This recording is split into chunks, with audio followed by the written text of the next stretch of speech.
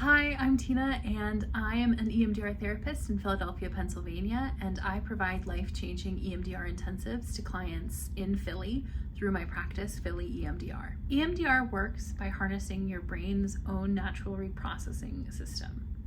Have you ever seen somebody in a movie or while they were sleeping, their eyes are closed and they're moving back and forth really quickly? That is the process that we are able to harness through EMDR.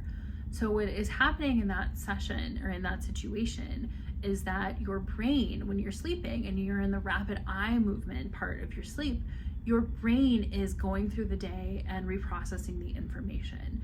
It's saying, you don't need to know, you don't need to remember long-term what you ate for breakfast or lunch today. So we're just gonna move that out of your long-term memory. We're gonna throw that in the trash. But things like, oh, I was on the corner of 5th and Main Street and a bus came by really fast. Your brain is going to want to process that information in a different place, and it's going to want to store that information so that next time you're on that same street corner, you're going to be more careful, you're going to look back and forth, you're going to wait for the crossing signal to turn on.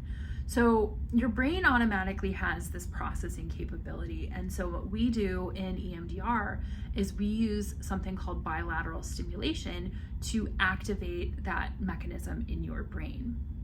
Once we activate that mechanism through the bilateral stimulation, we're able to specifically go into memories that cause stress or have some kind of emotional or physical reaction in your body or an emotional reaction. We're gonna be able to target that specific memory and turn down the volume of that stress level or that distress in that memory, neutralize it, and then install a positive belief about yourself in that situation so that you are able to then build resilience around that memory instead of trauma and stress around that memory.